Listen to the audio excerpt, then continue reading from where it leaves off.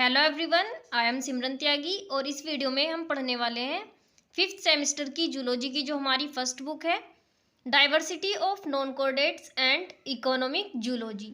यानी कि इसमें हम अकशेरुकी प्राणियों की जो हमारी विविधता है उनके बारे में पढ़ने वाले हैं और इकोनॉमिक जूलॉजी की हमारी बुक है, इसका टाइटल है। और इसकी फर्स्ट यूनिट का जो हमारा टॉपिक है फाइलम प्रोटोजोआ। तो इसके हम साइलेंट फीचर्स पढ़ने वाले हैं। So let's start.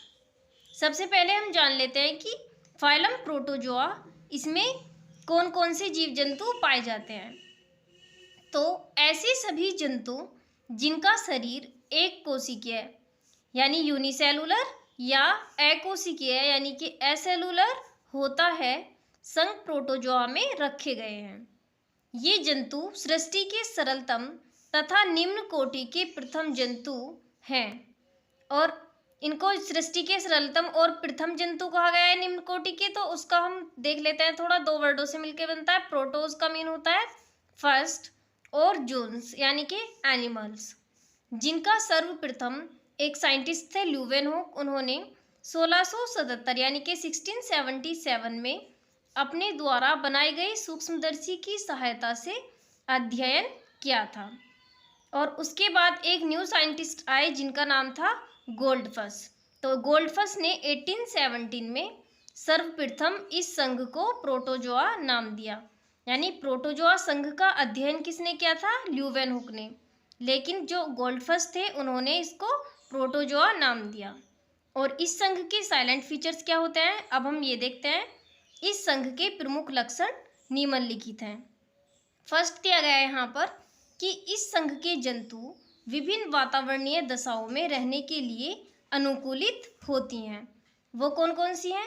इसके कुछ सदस्य मिट्टी, जलीय स्थानों, नम भूमि, सड़े गले कार्बनिक पदार्थों में स्वतंत्र जीवन व्यतीत करते हैं।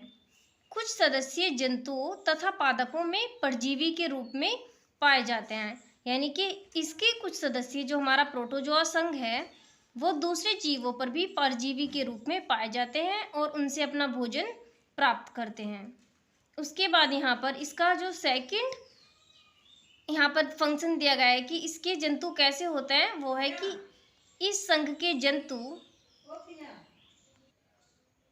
असेलुलर और यूनिसेलुलर होते हैं। यानी कि अकोशिकीय या फिर एक कोशिकीय होते हैं। जितने भी एक कोशिकीय हमारे जीव हैं वो किस में आते हैं? संघ प्रोटोजोआ में।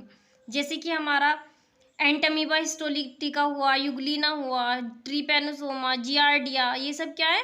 हमारे एक कोशिकीय प्राणी। तो ये आते हैं हमारे प्रोटोजोआ में, जिनको सूक्ष्मदर्शी की सहायता से देखा जा सकता है। यानी कि नग्न आंखों से हम इनको नहीं देख सकते, इनको देखने के लिए हमें सूक्ष्मदर्शी या माइक्रोस्कोप की सहायता लेनी पड़ती है।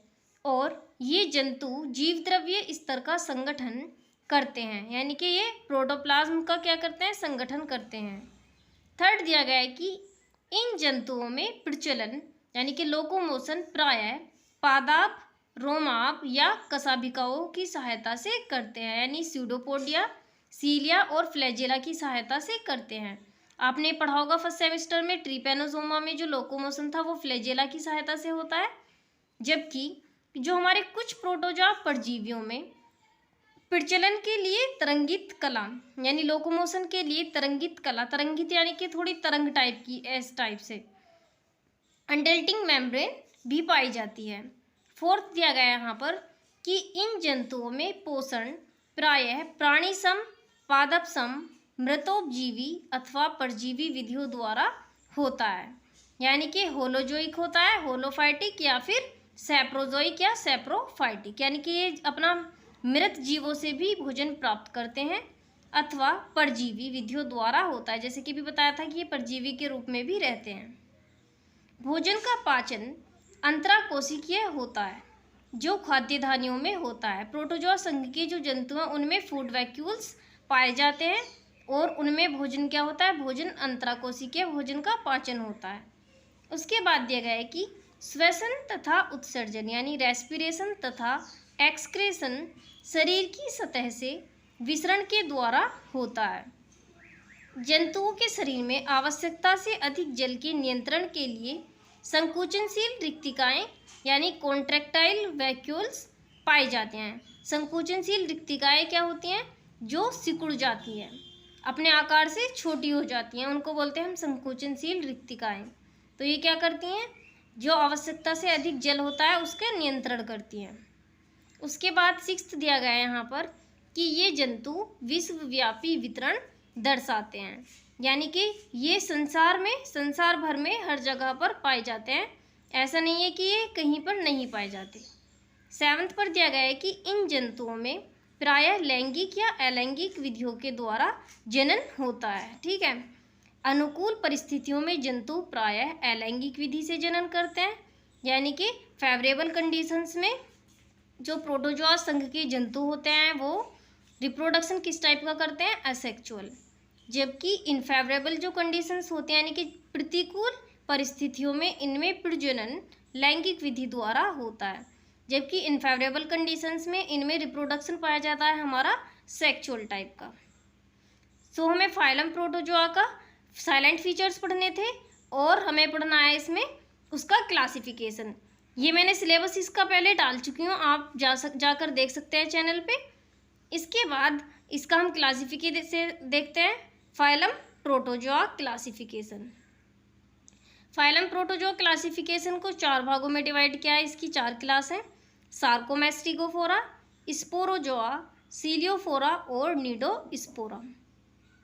इसके कुछ इंपॉर्टेंट एनिमल्स यहाँ पर मैंने लिखे हैं, आप याद कर सकते हैं, एग्जाम में भी लिख सकते हैं अगर वो पूछने लगे कि फाइलम प्रोटोजोआ के कुछ महत्वपूर्ण जंतुओं के नाम भी लिखिए, तो आप लिख सकते हैं Euglena, Trypanosoma, लीशमानिया, Entamoeba histolytica, Plasmodium, giardia और पैरामीशियम। पैरामीशियम को मैंने अंडरलाइन इसलिए किया हुआ है क्योंकि इसके संघ की जीव तो बहुत सारे हैं, हमारे जो प्रोटोजोआ संघ है उसके जीव काफ़ी सारे हैं, लेकिन हमें स्टडी किसकी करनी है? पैरामीशियम की, क्योंकि हमारे सिलेबस में दिया गया है कि हमें पैरामीशियम की स्टडी करनी है, पैरामीशियम की मॉर्फोलॉजी एंड उसका रिप्रोडक्शन। सो हम वही करेंगे। Thank you. और जूलॉजी के 5th सेमेस्टर की फर्स्ट बुक की और क्लासेस के लिए आप मेरे चैनल के साथ जुड़ सकते हैं। Thank you.